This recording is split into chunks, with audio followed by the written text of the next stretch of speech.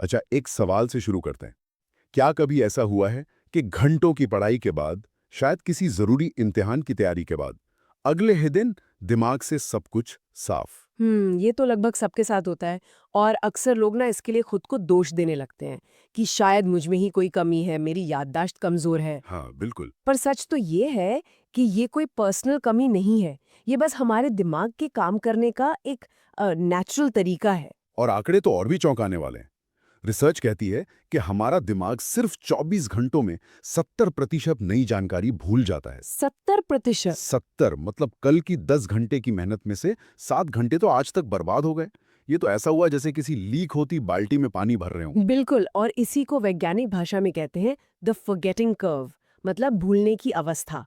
देखिए, हमारा दिमाग हर जानकारी को बचाकर नहीं रख सकता। सही सिग्नल नहीं देते तो वो जानकारी को एक तरह से कचरा समझकर बाहर फेंक देता है।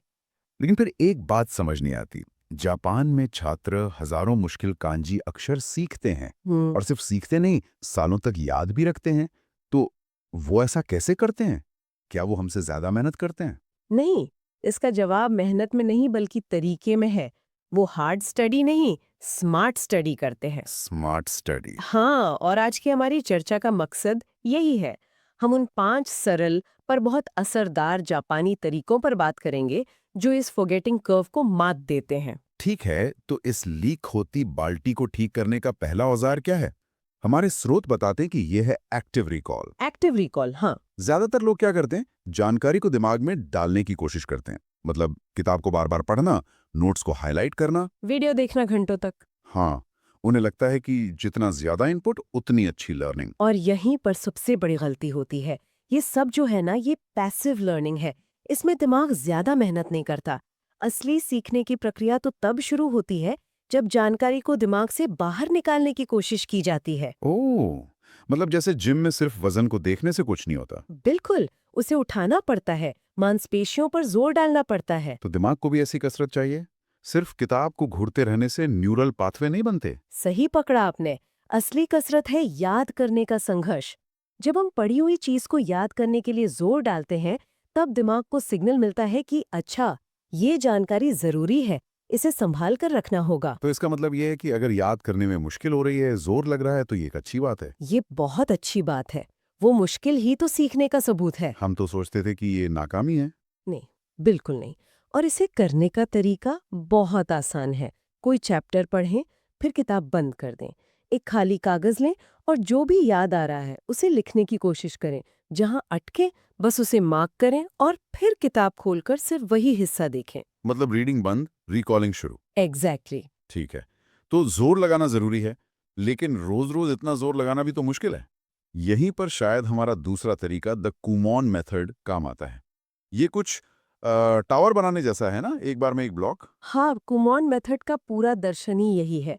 हमारी आदत क्या है? परीक्षा से ठीक पहले रात भर जागकर सब कुछ एक साथ पढ़ लेना। Binge learning. हाँ, बिंज लर्निंग। कुमॉन इसके ठीक उल्टा है। वो कहते हैं, एक साथ बहुत सारी जानकारी नहीं, हर दिन छोटे छोटे हिस्सों में सीखो। रोजाना बस 15 से 30 मिनट, पर बिना एक भी दिन छोड़े। बस 15-20 मिनट? ये तो सुनने में बहुत आसान लगता है। ये तो जेम्स क्लियर की एटॉमिक हैबिट्स वाली बात हो गई कि रोज सिर्फ 1% सुधार करो तो साल के अंत में आप 37 गुना बेहतर हो जाते हो। पॉइंट वही है, कंसिस्टेंसी ओवर इंटेंसिटी। तीव्रता से ज्यादा निरंतरता। रोज 20 मिनट पढ़ना परीक्षा से एक दिन पहले 10 घंटे रटने से कहीं ज्यादा पावरफुल है। हम्म। क्योंकि इससे जानकारी को शॉर्ट टर्म से लॉन्ग टर्म मेमोरी में जाने का समय मिल जाता है। लेकिन यहाँ एक सवाल है। ये रोज थोड़ा थोड़ा पढ़ना क्या उन विषयों के लिए भी काम करता है जहाँ सब कुछ आपस में जुड़ा हो? जैसे फिजिक्स, जहाँ एक कॉन्सेप्ट को समझने के लिए उससे पहले के 4 कॉन्सेप्ट पता होने चाहिए। बहुत अच्छा सवाल है। कुमोन का मतलब ये नहीं है कि आप लंबे सेशन कभी करें ही नहीं। इसका मतलब है कि नींव रोज डालनी है। अच्छा। आप रोज 20-30 मिनट में बेसिक कॉन्सेप्ट्स को मजबूत करते हैं और फिर हफ्ते में 1 या 2 बार एक लंबा सेशन कर सकते हैं, जहां आप उन सभी छोटे-छोटे हिस्सों को जोड़कर बड़ी तस्वीर देखते हैं। समझ गया। तो क्यूमोन नीव है। ये सीधे तौर पे हमारे तीसरे तरीके से जुड़ता है, स्पेस्ड रेपिटेशन। ये तरीका तो फॉरगेटिंग कर्व का सीधा तोड़ लगता है। जैसे किसी पौधे को पानी देना, अगर एक ही बार में पूरी बाल्टी पानी डाल दे तो पौधा मर जाएगा। उसे समय समय पर थोड़ा थोड़ा पानी देना पड़ता है। हमारी याददाश्त भी बिल्कुल ऐसे ही काम करती है।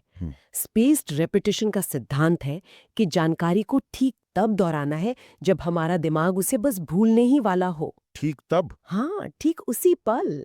हर बार जब हम ऐसा करते हैं तो हम उस फॉरगेटिंग कर्व को रीसेट कर देते हैं और याददाश्त उस जानकारी के लिए और मजबूत होती जाती है। पर यह कैसे पता चलेगा कि दिमाग कब भूलने वाला है? इसका कोई फॉर्मूला है क्या? इसका एक बहुत ही सरल और असरदार शेड्यूल है। जो भी आप आज पढ़ते हैं उसे दोहराएं। पहले 1 दिन बाद, ठीक है। फिर 3 दिन बाद, फिर 1 हफ्ते बाद और फिर 1 महीने बाद। हर दोहराव के साथ वो जानकारी दिमाग में और गहराई तक बैठ जाएगी। ये तो कमाल है। मतलब रट्टा मारना ही नहीं है, बस सही टाइमिंग का खेल है। हाँ, और आजकल तो आंकी जैसे ऐप्स हैं जो ये पूरा शेड्यूल आपके लिए खुद बना देते हैं। अच्छा, तो ये हमें चौथे तरीके पर लाता है जो इन सबको एक एक्शन प्लान में बांध देता है। काइजन, 6 मिनट का नियम। काइजन, हाँ। हाँ, काइजन मतलब छोटे छोटे निरंतर सुधार, है ना? हम अक्सर एक ही दिन में परफेक्ट बनना चाहते हैं। सोचते हैं कल से 8 घंटे पढ़ेंगे, पर वो कल कभी आता नहीं। बिल्कुल, परफेक्शन के पीछे भागने से बस टालमटोल बढ़ता है। काइजन कहता है परफेक्शन को भूलो, बस शुरू करो, चाहे कितना भी छोटा क्यों ना हो। और इसी के लिए है 6 मिनट का फॉर्मूला। सिर्फ 6 मिनट? क्या क्या सच में इससे कुछ होता है? ये एक शुरुआत है और यही इसका जादू है। 6 मिनट इतने कम है कि आपका दिमाग इसके लिए कोई बहाना नहीं बना सकता। अच्छा, तो ये काम कैसे करता है? बहुत सिंपल है। पहले 2 मिनट एक्टिव रिकॉल करें, मतलब कल जो पढ़ा था उसे याद करें। ठीक है। अगले 2 मिनट स्पेस्ड रेपिटेशन करें, कोई पुराना ज़रूरी कॉन्सेप्ट जल्दी से दोहरा लें। और आखिरी 2 मिनट फोकस्ड प्रैक्टिस, बस एक सवाल हल करें या एक परिभाषा लिखें। और 6 मिनट के बाद? ज्यादातर मामलों में जब आप एक बार शुरू कर देते हैं तो आप रुकते नहीं हैं। ये 6 मिनट बस उस शुरुआती जड़ता को तोड़ने का काम करते हैं। ये तो बहुत प्रैक्टिकल है। आदत बनाने पर जोर है, घंटों पर नहीं। अब आते हैं 5वें तरीके पर, शू, मतलब गहरा ध्यान या डीप फोकस। जो आज के जमाने में शायद सबसे बड़ी चुनौती है। बिल्कुल। हमारा ध्यान तो हर 2 मिनट में फोन की नोटिफिकेशन पर चला जाता है। जापानी संस्कृति में किसी भी कला को सीखने से पहले मन को तैयार करने पर बहुत जोर दिया जाता है। शू इसी तैयारी का हिस्सा है। इसका मतलब है अपने दिमाग को गहरे ध्यान के लिए ट्रेन करना। और वो कैसे करते हैं? छोटे छोटे अनुष्ठान यानी रिचुअल्स का इस्तेमाल करके। अनुष्ठान, ये सुनने में थोड़ा रहस्यमयी लगता है। मतलब जैसे क्या? कुछ भी हो सकता है, जैसे में पढ़ने से पहले एक मोमबत्ती जलाना, या हमेशा एक ही खास जगह पर पढ़ाई करना, या फिर एक ही पेन का इस्तेमाल करना। अच्छा, तो ये एक तरह से दिमाग को सिग्नल देना है, जैसे पावलोव ने अपने कुत्तों को घंटी की आवाज पर ट्रेन किया था। ठीक यही। इन अनुष्ठानों का उद्देश्य दिमाग को संकेत देना है कि अब बाकी सब कुछ बंद, ये सीखने का समय है। जब आप कोई छोटा सा काम बार बार करते हैं तो आपका दिमाग उसे सीखने की प्रक्रिया से जोड़ लेता है, वो स्टडी मोड में चला जाता है। ठीक है, तो हमारे पास अब 5 बेहतरीन तकनीकें हैं: active recall, Kumon, spaced repetition, kaizen और शू। ये तो एक हाई परफॉर्मेंस फरारी कार बनाने जैसा हो गया। पर सबसे बड़ा सवाल, इस कार में ईंधन कहां से आएगा? इसे स्टार्ट कौन करेगा? और यही हमारी चर्चा का सबसे जरूरी हिस्सा है। वो ईंधन है इकिगाई। ये बोनस तरीका है, पर इसके बिना बाकी सब बेकार है। इकिगाई? इकिगाई एक जापानीज शब्द है जिसका मतलब है होने का एक कारण, या आसान शब्दों में सुबह बिस्तर से उठने की वजह। ये आपकी क्यों का जवाब है। हाँ, कई बार ऐसा होता है कि हमारे पास सब कुछ होता है, किताबें, नोट्स, पर पढ़ने का मन ही नहीं करता। हमारा दिमाग पूछता है, मैं ये सब क्यों पढ़ूं? और जब तक इस क्यों का कोई ठोस इमोशनल जवाब नहीं होता, कोई भी तकनीक काम नहीं करती। इकिगाई सीखने के पीछे के इसी क्यों का जवाब है। जब कोई छात्र डॉक्टर बनने के लिए बायोलॉजी पढ़ता है क्योंकि उसे लोगों की जान बचानी है, तो ये उसका इकिगाई है। अब बायोलॉजी के चैप्टर सिर्फ पन्ने नहीं है, वे उसके मिशन का हिस्सा है। तब पढ़ाई बोझ नहीं लगती है ना, वो एक पुल बन जाती है जो आपको आपके सपनों तक ले जाती है। बिल्कुल। जब 2-3 घंटे पढ़कर थकान हो रही हो, तब शायद कोई और तकनीक काम न करे, लेकिन तब आपका इकिगाई आपको जगाएगा। वो कहेगा, उठो, बस एक पेज और, क्योंकि तुम्हें वो सपना पूरा करना है। लेकिन अगर किसी को अपना क्यों नहीं पता हो तो? ये एक बहुत असली समस्या है। तो उसके लिए एक प्रैक्टिकल सुझाव है। अपने स्टडी टेबल के सामने एक स्टिकी नोट पर लिखें कि आप ये सब क्यों कर रहे हैं। अच्छा। वो लक्ष्य कुछ भी हो सकता है। अपने माता-पिता को गर्व महसूस कराना, दुनिया में कोई बदलाव लाना या सिर्फ आर्थिक रूप से स्वतंत्र होना।